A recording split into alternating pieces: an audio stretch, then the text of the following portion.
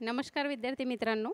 तर मागील व्हिडिओमध्ये आपण दारिद्र्य म्हणजे काय, दारिद्र्य निर्मूलन, रोजगार निर्मिती योजना म्हणजे सरकारने ज्या वेगवेगळ्या दारिद्र्य निर्मूलनासाठी योजना राबवल्या आहे, याविषयी आपण सविस्तर माहिती पाहिलेली आहे.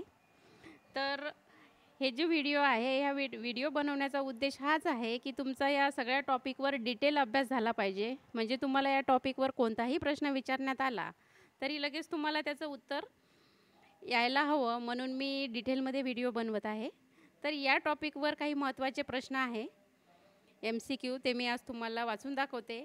आणि याचा तुम्ही सराव जर केला तर तुमचा हा टॉपिक पूर्ण क्लिअर होऊन जाईल. म्हणजे या टॉपिकवर कोणताही प्रश्न आला तरी तुम्हाला त्याचे उत्तर लगेच सांगता येईल.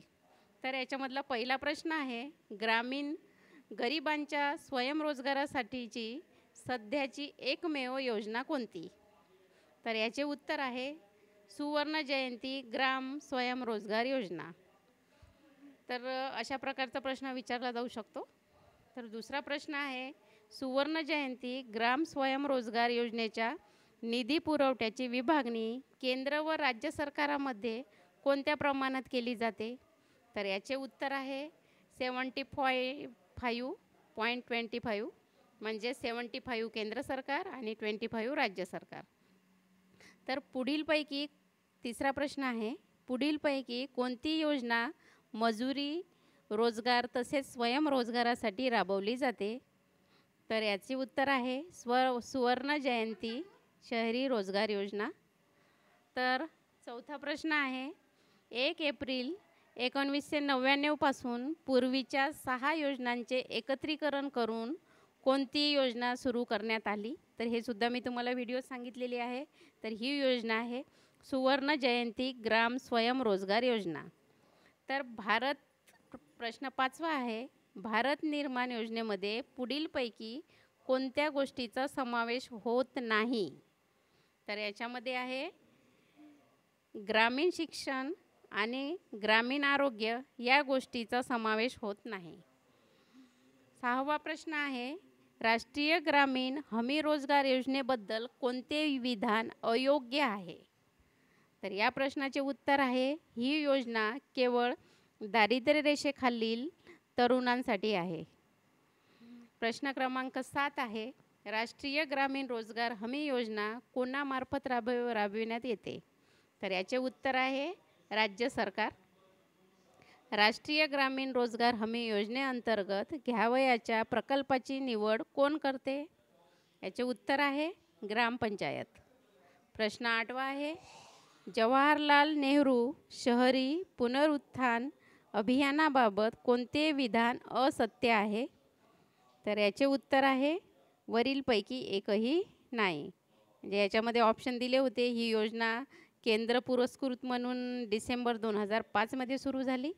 दुसरं ऑप्शन होतं, तिचा उद्देश शहरातील विद्यमान सुविधांचा स्तर उंचावणे हा आहे. तिसरे होते, एकीकृत आवास व स्वच्छता वस्ती विकास कार्यक्रम या योजनेचा एक घटक आहे.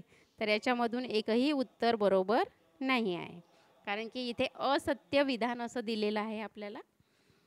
प्रश्न 10वा आहे, 2000 किंवा 2001 सुरू झालेल्या प्रधानमंत्री ग्रामोदय योजनेअंतर्गत कोणता घटक येत नाही?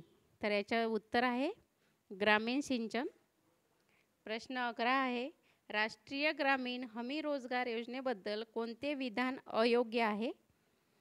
तर याचे उत्तर आहे, या योजनेअंतर्गत अर्जदारास त्याच्या निवासस्थानापासून 15 किमीच्या आत रोजगार सामान्यतः उपलब्ध करून दिला जातो. तर प्रश्न 12वा आहे, मध्यान्ह आहार योजना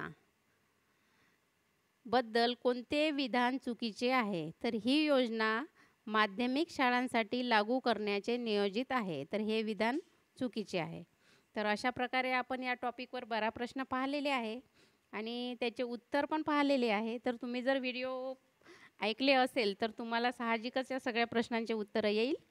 याचे उत्तर तुम्ही मला कमेंट बॉक्समध्ये कळवा. प्रश्न आहे, विकसनशील देशामध्ये उत्पादन क्षमतेच्या कमतरतेमुळे निर्माण होणाऱ्या बेरोजगारीला काय म्हणतात? तर प्रश्न पुन्हा आहे का, विकसनशील देशामध्ये उत्पादन क्षमतेच्या कमतरतेमुळे निर्माण होणाऱ्या बेरोजगारीला काय म्हणतात?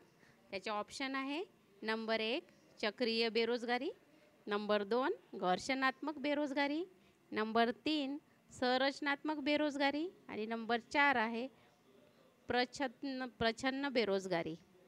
तर याचे उत्तर तुम्हाला येत असेल तर तुम्ही कमेंटमध्ये कळवा आणि तुम्हाला जर काही अडचण असेल तरी पण तुम्ही कमेंटमध्ये कळवू शकता.